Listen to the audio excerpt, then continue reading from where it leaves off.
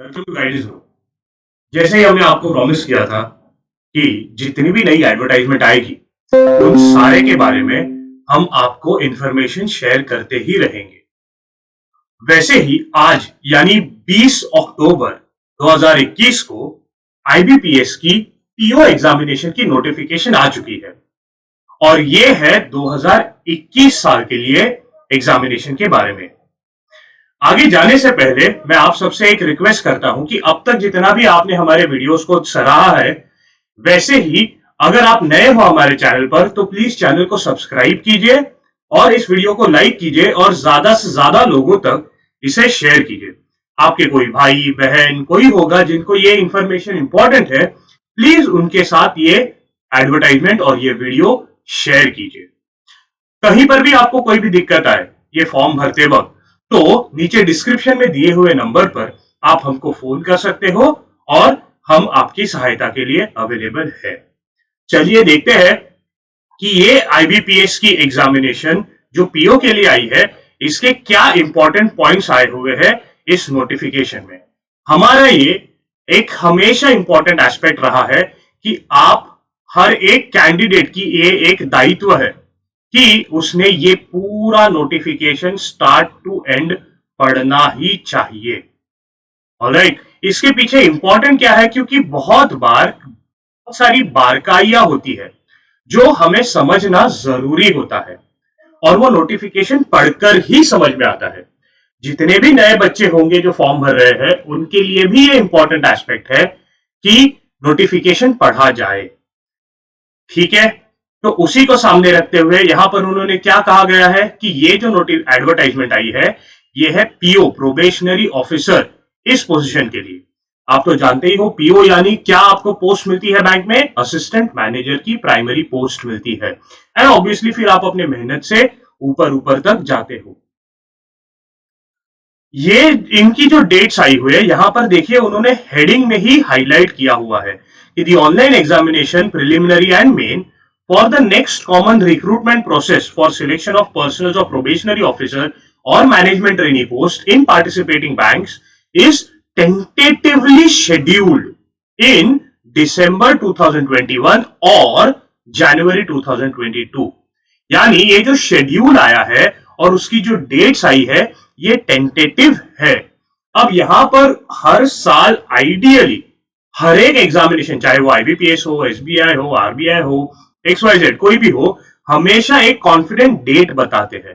लेकिन जैसे कि हम सब जानते ही है कोविड के वजह से कुछ आगे पीछे शेड्यूल में चेंजेस हो सकते हैं, इसीलिए नोटिफिकेशंस जितने भी हमने देखे हैं अभी तक, जितने भी आपने वीडियोस देखे हैं उसमें आपने देखा होगा कि टेंटेटिव शेड्यूल उन्होंने दिया हुआ है। अब तक जितने भी हमने वीडियोस देखे उनके डेट्स माने गए हैं और उन्हीं टाइम पर वो शेड्यूल किए गए हैं। सो हम होप करते हैं ये इस साल की भी जो आईबीपीएस आई हुई है उसका भी जो शेड्यूल है वो अच्छी तरह से फॉलो किया जाएगा। ऑलराइट, इस पर उन्होंने क्या हमें बताया है,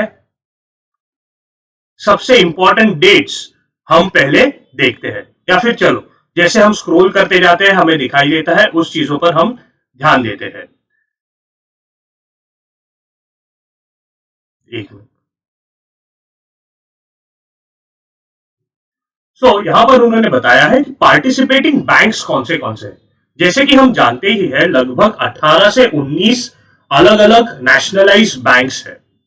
ओके, लेकिन इस साल इस पीओ एग्जामिनेशन में पार्टिसिपेटिंग बैंक्स कितने हैं, तो तीन तीन तीन, यानी यहां पर हो गए कितने, 9 प्लस ये 2, 11, टोटल 11 बैंक्स पार्टिसिपेट कर रही है इस बार के पीओ के रिक्रूटमेंट प्रोसेस में। ऑलराइट, यहां पर आप जानते ही हो कौन से ये बैंक्स है। इन्होंने इस बार की डेट्स क्या दी हुई है कि ऑनलाइन रजिस्ट्रेशन कब से स्टार्ट हो रहा है, 20 अक्टूबर 2021 से लेकर 10 नवंबर 2021 तक। यानी जिस दिन हम ये वीडियो रिकॉर्ड कर रहे हैं यानी आज 20 अक्टूबर, आज ही ये नोटिफिकेशन आई हुई है और आज से ही ये बिगिन शुरू किया गया है। तो 20 अक्टूबर को आप फॉर्म भरना चालू करते हो, 10 नवंबर तक आपके हाथ में, यानी लगभग 20 दिन आपके हाथ में है आपके फॉर्म्स एडिट करके रखने में। पेमेंट के लिए उन्होंने कुछ दिन एक्स्ट्रा दिए हो सकते हैं, लेकिन यहां पर भी उन्होंने डेट सेम दी हुई है। ऑलराइट, आपके कॉल लेटर जो आएंगे यानी एडमिट कार्ड, हॉल टिकट जो आपका आएगा वो नवंबर 2021 में आएगा। याद रखिए यहां पर उन्होंने कोई डेट नहीं दी हुई है। ऑलराइट, आप डाउनलोड कर सकते हो नवंबर 2021 में। सो हमारा एज ए स्टूडेंट एक रिस्पॉन्सिबिलिटी पढ़ाई तो है ही है, लेकिन ये एग्जामिनेशन का हॉल टिकट कब आएगा, उसकी एग्जैक्ट डेट्स क्या होगी, ये भी जानना जरूरी है। नेक्स्ट, ऑनलाइन प्रिलिमिनरी एग्जामिनेशन कब होगी, यहां पर बताया गया है, उन्होंने टेंटेटिव डेट्स उसकी दी हुई है 4 दिसंबर 2021 और 11 दिसंबर 2021। ये दो डेट्स उन्होंने बताए हुए हैं। फिर से मैं एक बार दोहराता हूं, प्रिलिमिनरी एग्जामिनेशन के डेट्स क्या है, 4 दिसंबर 2021 और 11 दिसंबर 2021, यानी दो फेजेस में ये एग्जामिनेशन होगी। यानी depending upon number of applicants, तो अगर ज्यादा एप्लीकेंट्स हो गए तो दो फेजेस में होना ये लाजमी है। यहां पर अगेन उन्होंने हाईलाइट किया हुआ है कि ये टेंटेटिव डेट्स है, यानी ये डेट्स आगे पीछे जरूर हो सकती है। अगर नहीं हुई तो जो डेट्स इन्होंने बताई है 4 दिसंबर और 11 दिसंबर को जरूर रहेगी। तो किसी की तारीख 4 आएगी तो किसी की तारीख 11 आएगी। प्लीज ये बात को आप जरूर ध्यान में रखें। उसका रिजल्ट प्रिलिमिनरी एग्जामिनेशन का रफली दिसंबर में ही आएगा या तो जनवरी में आएगा, 2022 को आएगा। ऑलराइट, जो बच्चे सिलेक्ट होते हैं मेंस एग्जामिनेशन के लिए, उनकी मेन एग्जामिनेशन होगी जनवरी 2022। ओके, सो आज से हम शुरू कर रहे हैं फॉर्म भरना, यानी अक्टूबर 20 से लेकर नवंबर, दिसंबर, जनवरी मेंस, यहां तक हमें ये रिटर्न एग्जामिनेशन की प्रोसेस है। प्लीज याद रखिए, टेंटेटिवली आपका रिजल्ट आएगा या तो जनवरी या तो फरवरी 2022 में। इंटरव्यू कंडक्ट किया जाएगा रफली फरवरी या तो मार्च 2022 में, डिपेंडिंग अपॉन कैसे आपका शेड्यूल आगे पीछे अगर नहीं होता तो ये डेट्स मेंशन्ड हो या ये मंथ में आपके डेट्स आएंगे। और प्रोविजनल अलॉटमेंट यानी फाइनल सिलेक्शन जो आपका किया जाएगा वो किया जाएगा अप्रैल 2022 में। ओके, यहां पर उन्होंने एक और हाईलाइट किया हुआ है कि in case it is possible and safe to hold PET यानी प्रिलिमिनरी एंट्रेंस टेस्ट, यानी कोविड के सारे नॉर्म्स अच्छे हैं, सिचुएशन अच्छी है, तो हम इसे कंडक्ट करेंगे।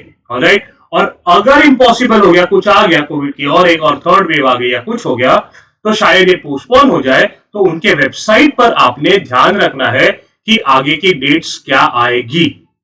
ऑलराइट, यहां तक सबको ध्यान में आ गया। बस आगे बढ़ने से पहले सबको यहां तक की इंफॉर्मेशन अगर पसंद आती हो और अभी तक आपने चैनल को लाइक नहीं किया होगा तो प्लीज चैनल को लाइक कीजिए, इस वीडियो को लाइक कीजिए, और अगर चैनल को सब्सक्राइब नहीं किया होगा तो प्लीज पहले वो सब्सक्राइब बटन जरूर दबाइए। एलिजिबिलिटी क्राइटेरिया ये नॉर्मल है, आप सब जानते हो इसकी क्या है, सिटीजनशिप एक्ट एक्सेट्रा। एक इंपॉर्टेंट एस्पेक्ट है एज के बारे में। ओके, यहां पर सब बच्चे प्लीज इसको ऑब्जर्व कीजिए कि 2 अक्टूबर 1991 और 1 अक्टूबर 2001 ये इंक्लूसिव डेट्स है। इस विंडो के बीच के ही बच्चे इस एग्जामिनेशन को फॉर्म भर सकते हैं, और ये जो डेट्स है ये जनरल कैटेगरी को मानकर किए गए हैं, क्योंकि बाकी कैटेगरीज को एज रिलैक्सेशन है वो 1 अक्टूबर 2001 प्लस 5 या 3 या 10 या सो ऑन एंड सो फोर्थ के रिलैक्सेशन है। तो यानी समझो कोई बच्चा होगा 1 अक्टूबर 1991, तो वो बच्चा ये फॉर्म नहीं भर सकता क्योंकि वो 30 प्लस हो चुका है, ये फॉर्म नहीं भर सकते, और वो अगर जनरल कैटेगरी के हैं। ऑलराइट, सो अपर एज लिमिट 30 है, मिनिमम एज लिमिट 20 इयर्स है। ये क्यों है? क्योंकि फाइनल ईयर अपीयरिंग कैंडिडेट ये एग्जामिनेशन दे सकते हैं जिनका रिजल्ट अवेटिंग है। Alright, yes. एक और यहां पर इंपॉर्टेंट मैं हर वीडियो में हाईलाइट करता हूं, बहुत बार सेम सवाल पूछा जाता है, इसीलिए कि ओबीसी का अगर आपको रिजर्वेशन लेना है तो आपके पास नॉन क्रिमिलेयर सर्टिफिकेट होना बहुत बहुत बहुत जरूरी है। ओके, उसके बिना आप ओबीसी रिजर्वेशन ले नहीं सकते, आपको जनरल में फॉर्म भरना पड़ेगा। प्लीज ये बात आप याद रखिए। नेक्स्ट पॉइंट हम देखते हैं यहां पर और क्या उन्होंने बताया हुआ है, ताकि हम इसको अच्छी तरह से समझ सके। बाकी जो टेक्निकल डिटेल्स है मैं समझता हूं आप एक अच्छे कैंडिडेट हो और इसे अच्छी तरह से एक बार पढ़ लोगे। अगर भले ही आपने इसके पहले भी एग्जाम दी है, मैं सबसे अनुरोध करूंगा कि आप ये जरूर पीडीएफ फिर से पढ़े, क्योंकि कोई ना तो कोई तो ऐसी बारीकियां होती है जो शायद कुछ चेंजेस रहती है और हम वो चूक जाते हैं, फॉर्म भरने में भी हमसे चूक हो जाती है। Okay, yes.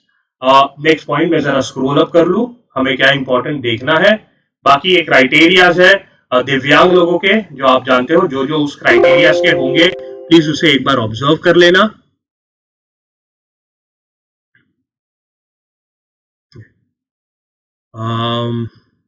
एक मिनट, पीडीएफ लगभग 30 पेजेस से ज्यादा है। Yes, examination pattern, I am sure जितने भी बच्चे पढ़ रहे हैं या कोई नया है जिसको इसके बारे में नहीं पता, उनके लिए बस ये एक रिवाइज कर रहा हूं कि प्रिलिमिनरी एग्जामिनेशन में आपके 3 सब्जेक्ट्स रहेंगे, English language, quantitative aptitude, reasoning ability. 35 marks आपके सॉरी क्वेश्चंस आपके रहेंगे, सेम 35 रेंज में आपके मार्क्स रहेंगे। ये particular examination English and Hindi ये मीडियम में होगी, यानी आपके क्वेश्चन पेपर वैसे होंगे। ये उसका टाइम लिमिट है 20 मिनट हर एक सेक्शन का। यहां पर हमने ऑब्जर्व किया है कि securing minimum cut off marks to be decided by IBPS, यानी आप in each of the 3 tests, यानी आपको सेक्शनल कट ऑफ यहां पर है।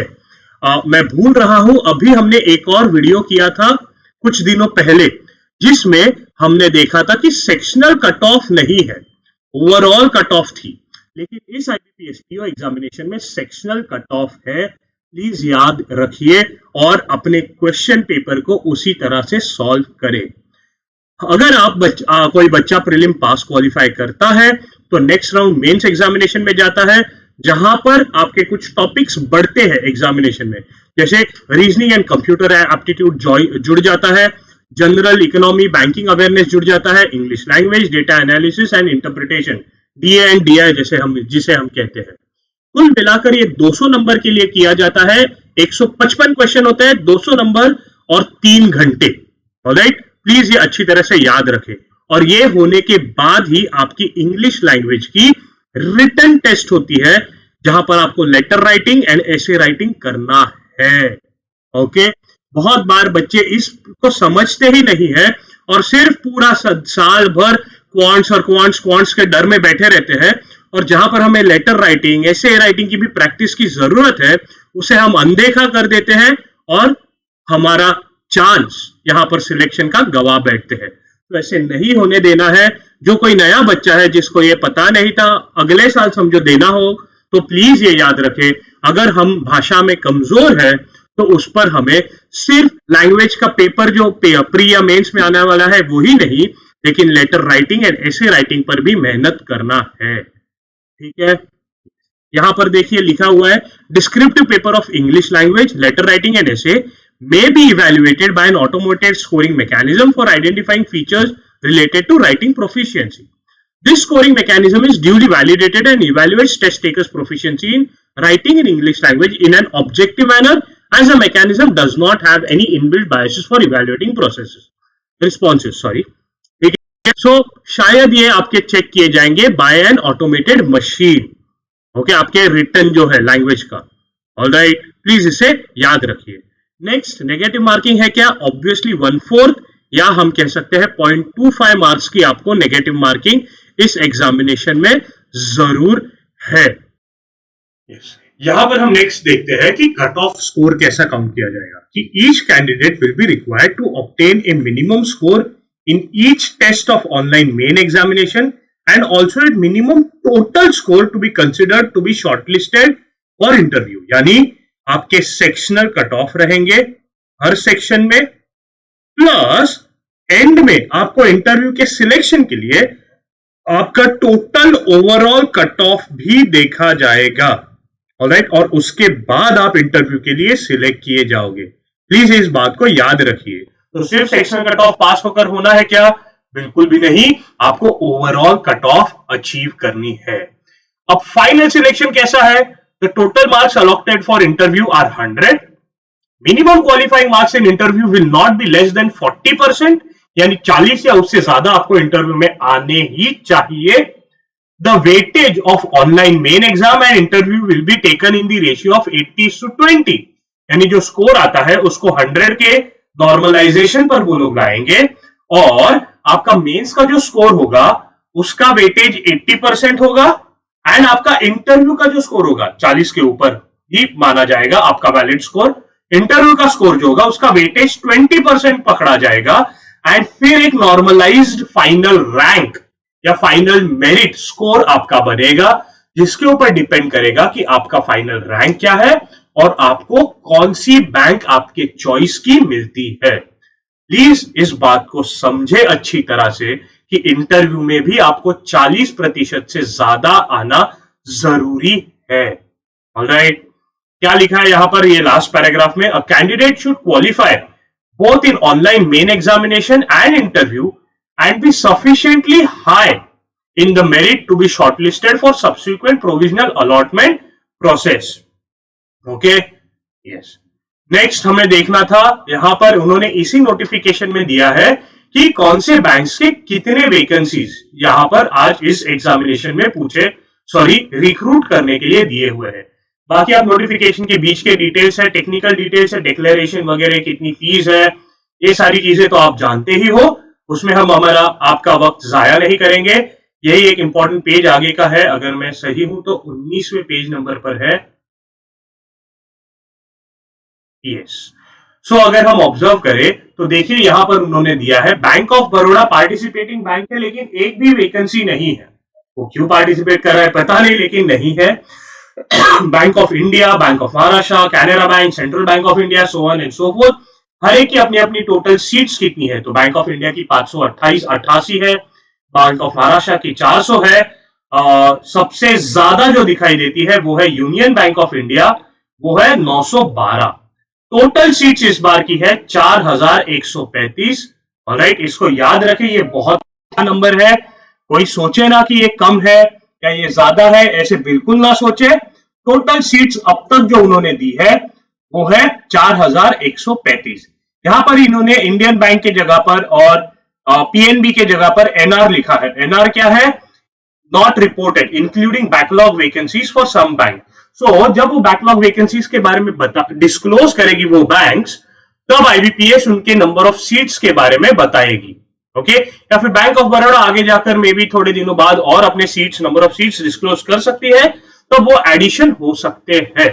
तो 4135 या उससे ज्यादा सीट्स जरूर हो सकते हैं। ऑलराइट, सो ये आप बस याद रखें कि ये एग्जामिनेशन के फॉर्म आ चुके हैं जिसके लिए आप इतने महीनों से प्रिपेयर कर रहे हो, या कोई नया बच्चा इस पर एक्साइटेड है कि ये हमारी अपॉर्चुनिटी है, इसे छोड़े ना और इस एग्जामिनेशन को प्लीज ध्यान में रखें। एक बार फिर जाते जाते मैं बता दूं कि लास्ट यहां पर स्टार्टिंग डेट क्या है, 20 अक्टूबर 2021 और लास्ट डेट है 10 नवंबर 2021। तो आप जल्द से आईबीपीएस की वेबसाइट पे जाइए, अपना फॉर्म भरिए और एग्जाम के तैयारी के लिए लगिए। एक बार फिर से अगर आपको ये वीडियो पसंद आती हो तो प्लीज इस वीडियो को लाइक करें, और अगर आपको ऐसे ही और कुछ इंफॉर्मेशन चाहिए तो नीचे कमेंट बॉक्स में हमें बताइए कि आपको किस तरह की इंफॉर्मेशन हमसे चाहिए। हम आप उसको आपकी तरफ आपके पास लेकर जरूर आएंगे। अगर आप नए हो तो प्लीज इस चैनल को सब्सक्राइब कीजिए, नहीं तो किसी और को जिसको ये इंफॉर्मेशन की जरूरत है या इससे मदद मिल सकती है तो जरूर चैनल को उनके साथ शेयर करें। गुड लक एग्जामिनेशन के लिए, दिल खोलकर बिंदास पढ़िए, मैक्सिमम प्रैक्टिस जरूर करना। Bye bye.